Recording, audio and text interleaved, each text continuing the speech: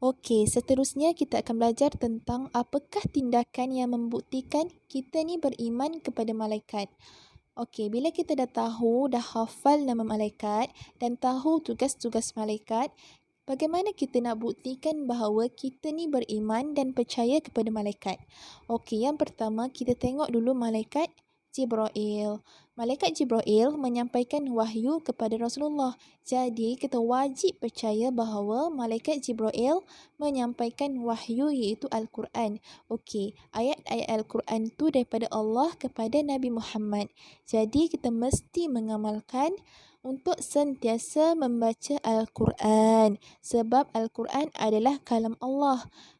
Dengan membaca Al-Quran, kita akan dapat pahala.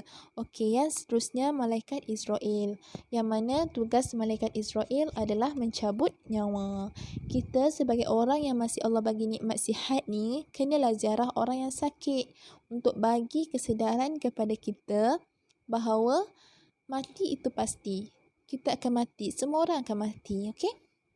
Okey, yang seterusnya malaikat Israfil, di mana tugas malaikat Israfil adalah meniup sangkakala. Semua yang ada di dunia ni akan hancur, akan musnah. Jadi bila kita sedar tu, bila kita percaya tu, kita mesti bersikap sederhana dalam kehidupan kita. Jangan nak lebih-lebih. Sebab apa yang ada atas dunia ni hanyalah bersifat sementara. Semua akan berakhir, semua akan musnah, semua akan sampai kepada hari kiamat. Okey, yang seterusnya malaikat Mikail. Bila kita beriman kepada Allah dan percaya malaikat Mikail yang bertugas mengatur rezeki kita, jadi apa sahaja rezeki yang kita ada, apa sahaja rezeki yang kita dapat, kita kena sentiasa bersyukur, kita kena berkongsi, kita kena bersedekah serta membantu orang lain.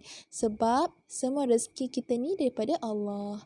Okey, yang seterusnya malaikat Munkar dan Nakir. Malaikat Munkar dan Nakir bertugas untuk menyoal kita di dalam kubur. Jadi, untuk menyedarkan kita bahawa kita semua akan mati, kita kena amalkan untuk menziarahi kubur. Supaya kita ingat dan kita semat dalam diri kita bahawa kita akan mati.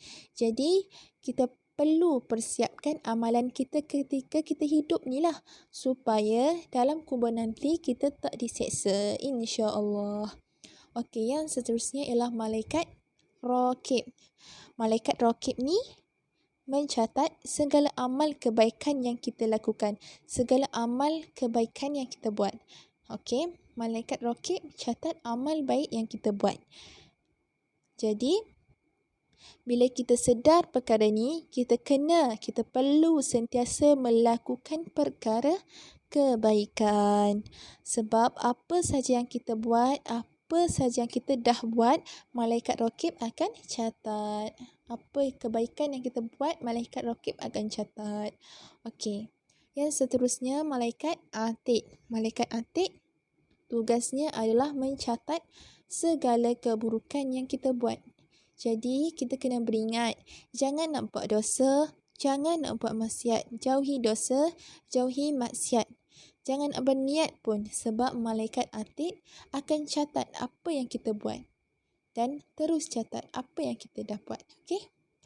Okey, yang terakhir, malaikat Ridwan dan Malik. Penjaga syurga dan penjaga neraka.